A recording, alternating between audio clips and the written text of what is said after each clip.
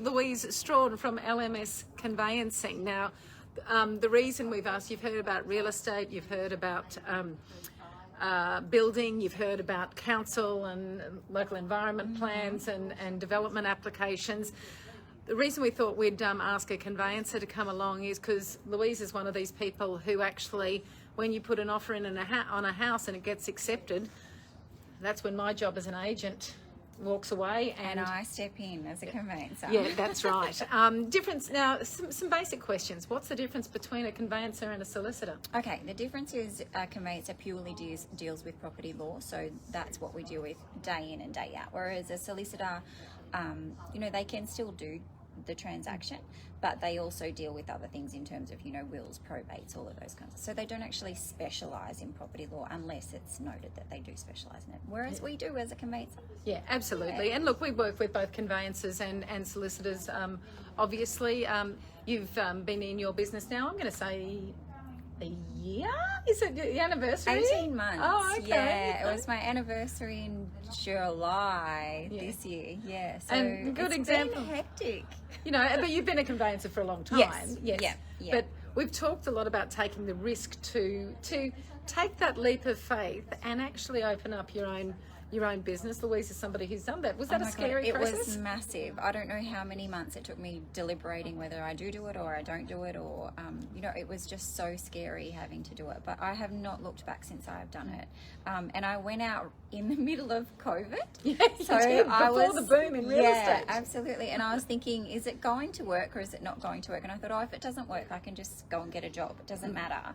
But it has been amazing, like in terms of the boom with the real estate, the business. It's just been great. Yeah, I will definitely. And so if we just sort of kind of stick on that for a little while, what were you scared about?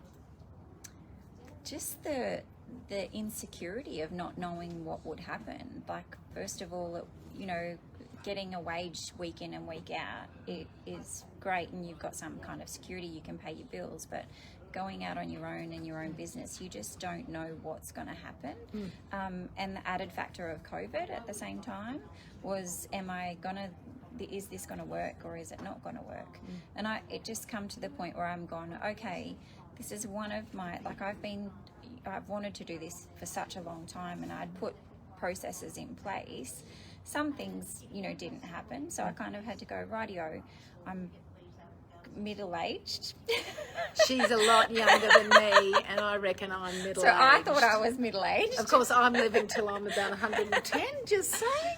And I just thought, now's the time to do it. If I don't do it now, I'm not going to do it. So off I went. And I think that's a great demographic of people who are probably thinking the same thing. Yeah. Especially if they're looking to move to the Bega Valley and not do what they're currently doing. Yeah, We're absolutely. talking about the Great Resignation and people wanting to do something different. How did you overcome those fears? Or what was the... It was a lot of conversations with partners and friends, just around, and friends who are business owners, saying, don't worry about it. It's not a big issue if it doesn't work, or if you don't like it. It's no trouble to anybody or even yourself. You can just go back and get a job.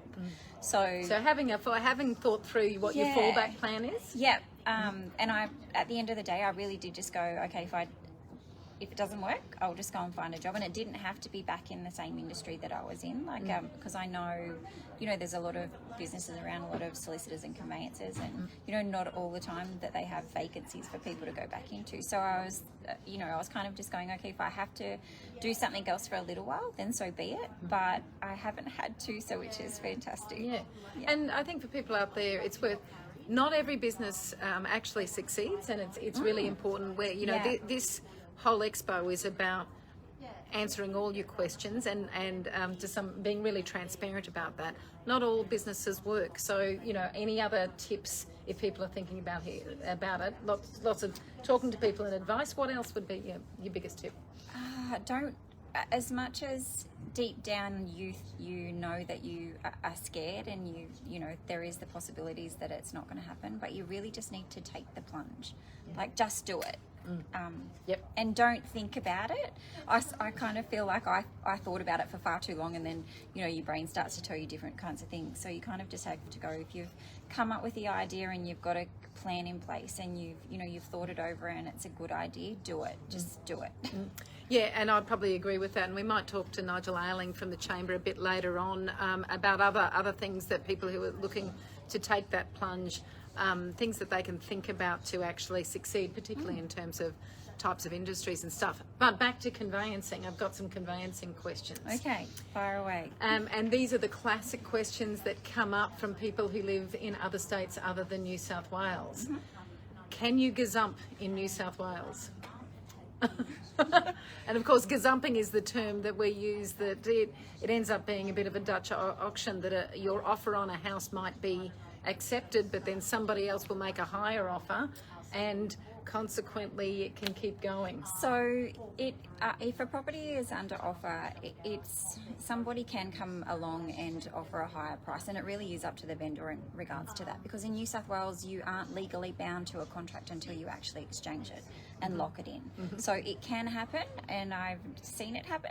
It's been happening a lot in the crazy market that's been happening. Absolutely. Yeah. And so in places like Victoria, once an offer is accepted, my understanding is the offer is accepted. Yeah. But in New South Wales, that's not the case. So we find that's a particular issue with people from Victoria looking to buy. It can actually be quite an emotional situation for people if they think they've secured a house. Oh, absolutely, because they don't, they think that they've put an offer in and they've accepted it, or the vendor has accepted it, and then, they don't understand the process around that, it's not actually legally binding by both parties until the exchange process has actually happened in New South Wales. So, and it's definitely a conversation that has to be had with all of your clients that are purchasing. And what's your solution to that? Do you have a solution?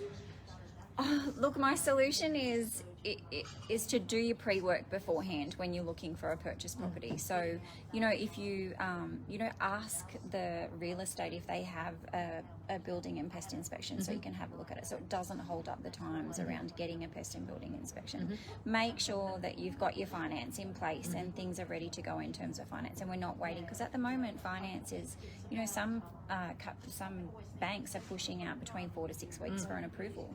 So it's a long time from the time you put in an offer on a property and having to exchange contracts and having it legally bound. So they're the kinds of things that you would definitely want to do before you find a property and put an offer in, so it doesn't hold up the process. So line your ducks up. Be aware that another offer could come in over the top. The agents, our agency generally basically are very upfront with that about people as well, and we try to manage multiple owners in a way that everybody's going to be upset by it, is all I'm going to say. And none of us are trying to deliberately push it higher. We're trying to, because it's in a roller coaster for people, Absolutely. isn't it? And it's really about being transparent to your clients, just to let them know, if there is another buyer and you know about it, let them know that there is someone out there, there is putting in another offer, or that, there's 2 contracts being issued on the property that you're looking at. You need to be transparent with them so they know where they stand in regards to the transaction. Any other big issues in terms of differences between states, or stumbling blocks that people struggle to deal with or understand? Oh, deposits. I think people are so just how things work differently in New South Wales, Victoria and Queensland around how deposits are actually paid. So generally people are asking, when do I pay it, and when, if I pull out, do I get it back? So until the contracts are actually locked in and exchanged, you are able to get your deposit back. So you're not bound by paying that deposit, but it shows genuine interest if you pay that deposit as soon as you've made that offer. So it's definitely. And from an agent point of view, and this shows you how we tend to work with solicitors and conveyancers, but if you are not required to put a deposit on when you make that offer and it's accepted, but if you do as an agent, we can say to the vendor, these people are serious, as opposed to somebody who won't put a deposit into their conveyancers or our trust account, but are actually making offers on 5 other properties hoping to get one. But legally you're not required to put down that that usually 10%, until you both sign on the bottom line. That's now, right.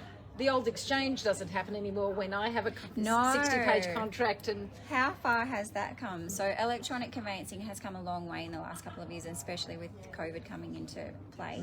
So a lot of things now are done through e-conveyancing, so electronic signatures, electronic exchanges, And all of those settlements. kinds of things, and settlements. Yeah, so Yep. we've all it's technically compulsory now if it's a plain transaction, transferring properties to settle electronically in New South Wales. And so much of lands registry services in New South Wales has gone electronic. So easements, covenants, anything like that have all gone online now. And of course, that's something else that the conveyancer, when you're looking at 100-page contracts with all sorts of guff and rigmarole and oh yeah, I know you love it. It drives me insane as an agent. Jargon, legal jargon. and plans and all sorts of stuff. You know what I find is the easiest thing to do is say, hey, can you read that and tell me if I need Absolutely. anything to be worried about? And that's what we're there for. That we're here to make the process as smooth as possible for our clients, to make sure it all goes through. We try and take the worry out of it. Obviously, sometimes it is still there, but yeah, we absolutely do our best to take the worry out of purchasing. It's a huge transaction in somebody's life. It is, and even if you and I have bought and sold huge amounts of property, and I work with clients every day of the week, and when I do it, I actually go on the emotional roller coaster as well. So totally understand that. I think you find that your conveyancers and your agents really do understand that. One last question. What's a deposit bond and why would somebody use it? Okay, so a deposit bond is like an insurance policy that the purchaser would take out to cover the 10% deposit for the purchase of their property. So generally, most times people use it, like investors use it sometimes if they've got equity tied up within different properties and they can't access cash to pay the deposit. And also some first home buyers use it as well. So if they're using their family as a guarantor and they don't have the cash to pay for the deposit, they'll use a deposit bond. So in other words, the bank of mum and dad isn't handing them the money, but the bank of mum and dad are actually guaranteeing the loan basically, and so they can actually get a deposit bond that can bring them up to the 10%. Absolutely, and get them into the property market. Yeah, absolutely. I thought of 1,000 more questions, but I think I have to move it along. So lovely Thanks, Jo. seeing Yeah, you. you too. It's been a pleasure. It is.